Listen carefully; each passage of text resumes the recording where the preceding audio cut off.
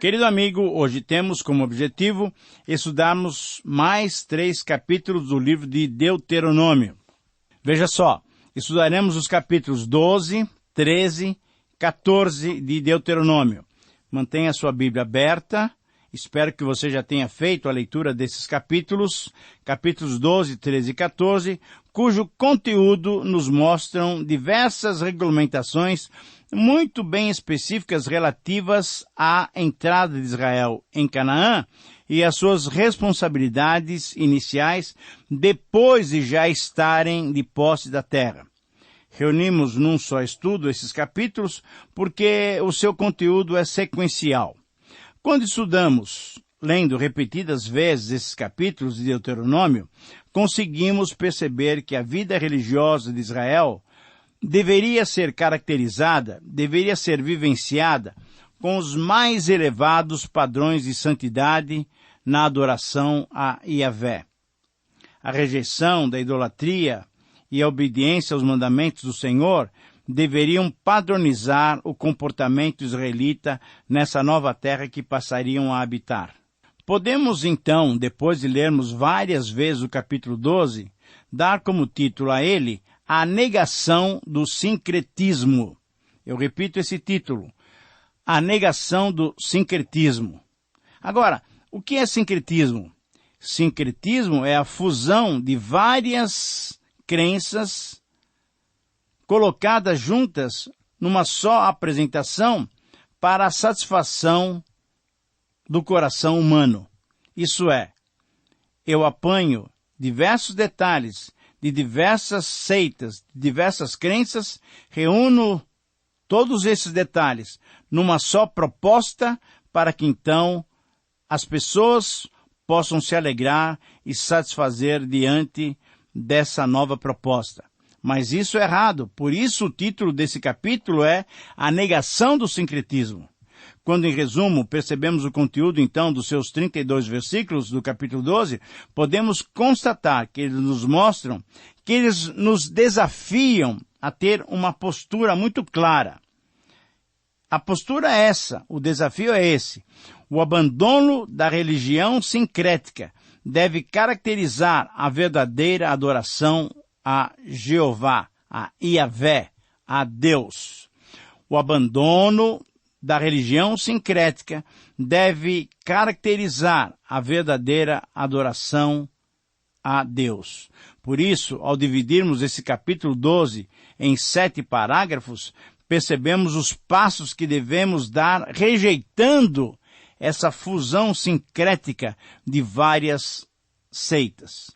Em primeiro lugar, nos versículos 1 a 3, temos a ordem específica para o estabelecimento da adoração a Deus. Nos versículos 1 a 3, então, nós entendemos que a pureza do culto por Israel, um culto solene, um culto correto a Deus, dependeria da destruição total dos centros de adoração dos pagãos. No versículo 2, nós temos claramente a seguinte ordem: destruireis por completo todos os lugares onde as nações que ides desapossar serviram aos seus deuses, sobre as altas montanhas, sobre os outeiros e debaixo de toda a árvore frondosa. Apagareis o seu nome daquele lugar. Isso quer dizer, então, que Deus exigia um novo local para a adoração. Em segundo lugar, nos versículos 4 a 7, temos a ordem para que o culto prestado a Deus devesse ser feito num local determinado pelo próprio Deus, é lógico. Nos versículos 4 a 7, nós encontramos exatamente assim, essa ordem. A esse lugar, versículo 6, farei chegar os vossos holocaustos e os vossos sacrifícios e os vossos dízimos e a oferta das vossas mãos e as ofertas votivas e as ofertas voluntárias. Lá, nesse local, comereis, versículo 7, perante o Senhor, vosso Deus, e vos alegrareis em tudo o que fizerdes. Vós e as vossas casas, no que vos tiver abençoado o Senhor, vosso Deus. Ora, querido amigo, embora desde os tempos de Jesus, já não exista mais um local fixo para adoração, pois adoramos a Deus em espírito e em verdade, naqueles dias Israel deveria adorar a Deus num determinado local. Isto é, Deus tinha já pedido a Israel preparar o tabernáculo e era nesse local onde deveria então ser adorado o nome de Jeová, o nome de Deus. Em terceiro lugar, nos versículos 8 a 14, temos agora a necessidade de se prestar o culto a Deus de acordo com as leis já estabelecidas. Essas leis estabelecidas anteriormente para essa mesma adoração já constavam do manual da adoração, que é o livro de Levítico. Nós já estudamos esse livro, e através das pessoas designadas para a ministração, isso é, o culto deveria ser prestado através dos levitas e dos sacerdotes por Deus designados. Em quarto lugar, nos versículos 15 e 19, ainda do capítulo 12, temos a clara orientação de que os cultos de adoração elevados a Deus deveriam ser realizados num clima de celebração. Não deveriam ser feitos esses cultos em qualquer lugar, como nós já mencionamos nos versículos 4 a 7. Em qualquer lugar onde estivessem os adoradores, ali não poderia acontecer. Mas essa adoração também não deveria descambar em glutonarias, como acontecia com os adoradores pagãos. Conforme os versículos 18 e 19, as refeições deveriam ser ingeridas diante do Senhor, perante o Senhor Deus de Israel. E essas refeições deveriam refletir um coração de celebração, porque, além de contemplarem a família do adorador, nessa celebração havia o cuidado divino, porque também deveriam incluir os levitas. Celebravam-se assim, então, as bondades, as bênçãos, as misericórdias do Senhor para com o seu povo. Em quinto lugar, nos versículos 20 a 25, o quinto passo era o compromisso de respeitar a lei da vida.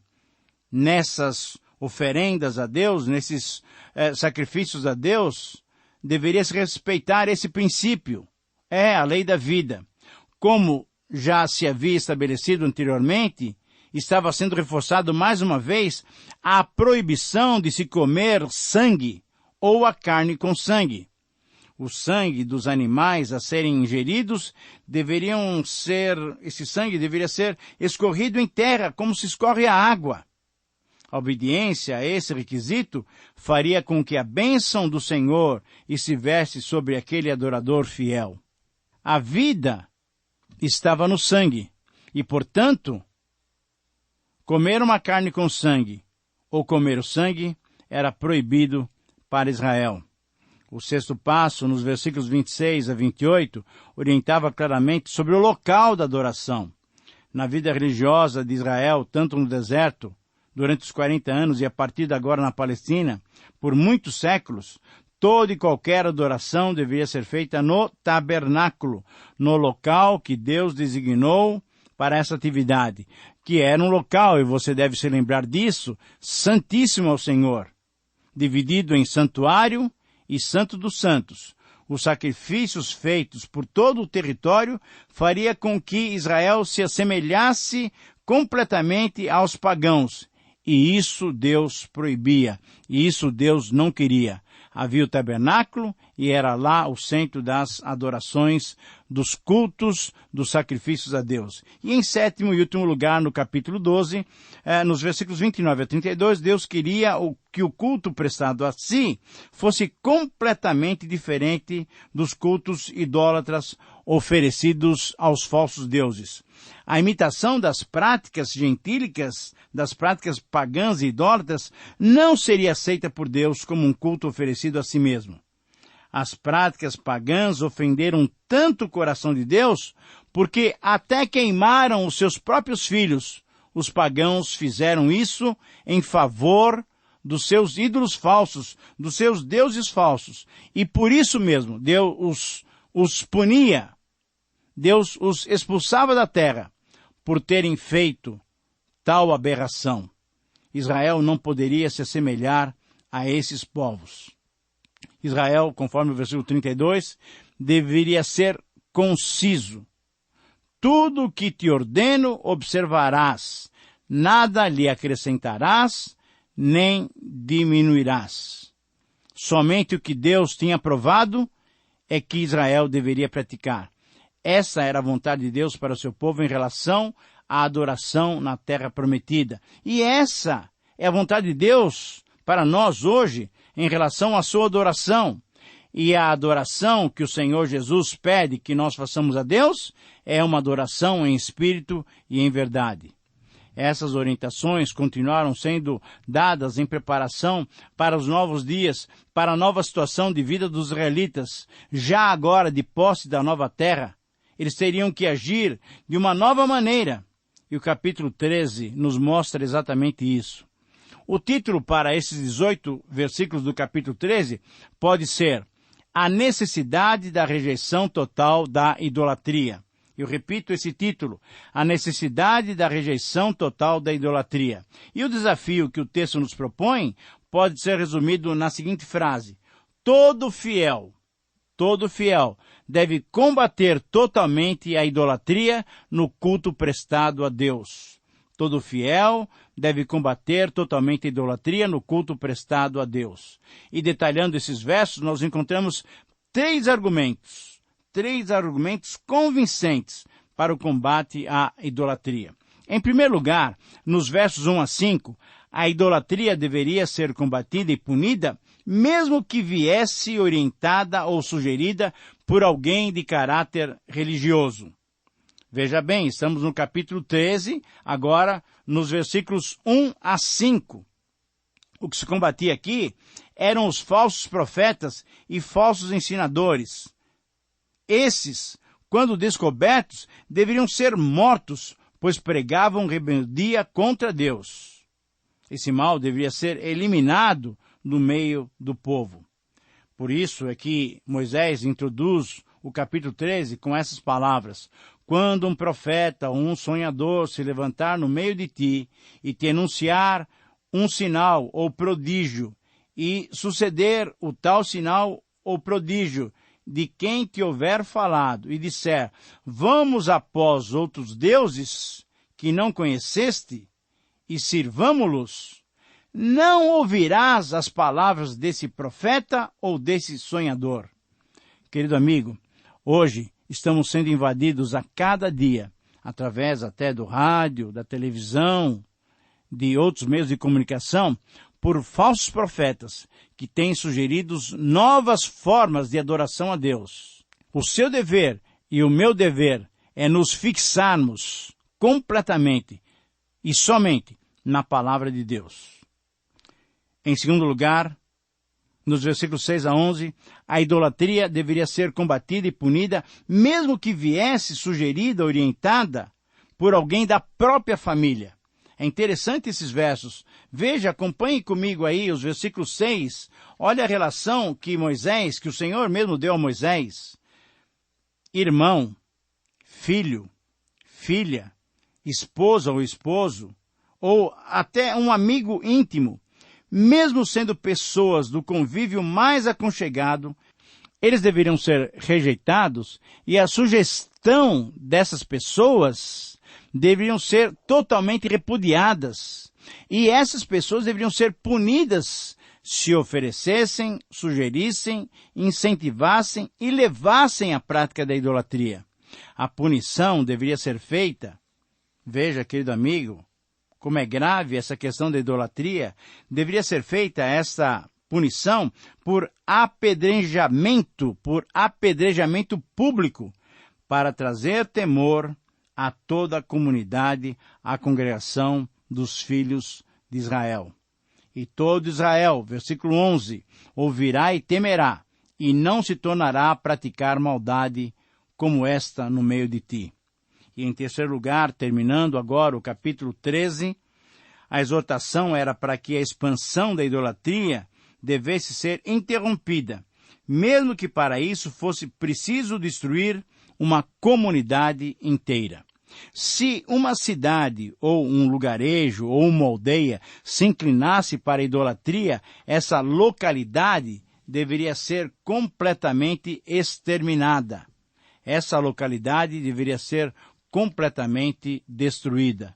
Não haveria possibilidade nenhuma de ter uma comunidade adorando a deuses falsos no meio de um povo que estaria adorando o Deus verdadeiro. Tudo, todos os seus objetos deveriam ser queimados, e os adoradores dos falsos deuses deveriam ser mortos ao fio de espada. Ah, querido amigo, Deus é santo e Deus é zeloso. Deus requeria para si uma adoração integral, uma adoração completamente verdadeira.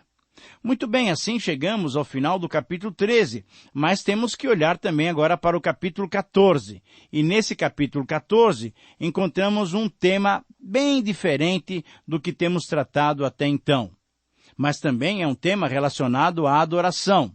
Eu tenho colocado como título nesse capítulo 14, as corretas práticas da adoração a Deus. Eu repito a você, as corretas práticas da adoração a Deus. Quando nós analisamos o conteúdo geral do capítulo 14, nós encontramos que a separação de Israel para Deus deveria refletir a sua santidade. Esse tema, muito interessante, porque nós vamos ver que se trata da prática da adoração, esse tema nos conduz a uma frase desafiadora que eu gostaria que você anotasse se você estiver fazendo isso. A verdadeira adoração a Deus deve refletir a santidade dos seus adoradores. Eu repito, a verdadeira adoração a Deus deve refletir a santidade dos seus adoradores. E nesse texto do capítulo 14, nós temos 29 versículos, nós podemos dividi-lo também em 7 porções.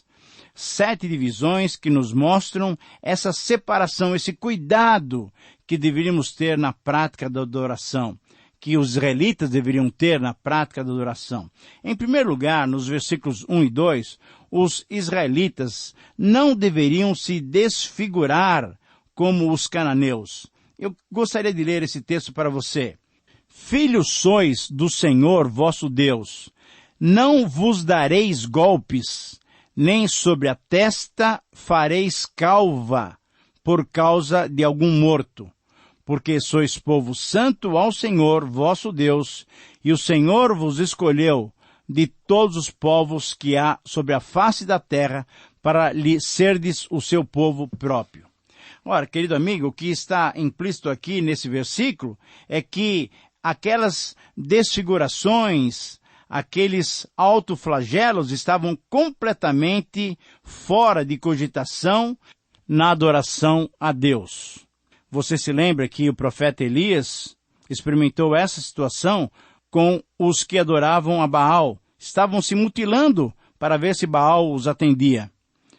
Para com Deus, isso não era necessário. Mas, nos versículos 3 até 21, nós temos uma série de outras informações sobre o que eles deveriam comer e não comer, agora que estavam na nova terra. Por exemplo, em segundo lugar, nos versículos 3 a 8, era orientações com relação a que animais poderiam ser comidos ou não. Nos versículos 9 a 10, que tipo de peixes eles poderiam comer ou não. No versículo 11 a 20, em quarto lugar, era a questão das aves. Tinham aves limpas que poderiam ser comidas e aves impuras que poderiam ser rejeitadas. Os insetos também eram rejeitados nessas alimentações de celebração a Jeová. E no versículo 21, nós temos uma orientação clara sobre não participarem com animais que estivessem mortos, que caíssem mortos naturalmente, e muito menos cozinhar um novilho no leite da sua própria mãe, conforme o versículo 21. É interessante, são argumentações muito interessantes, e todas elas nós sabemos que privavam a adoração santa ao Senhor.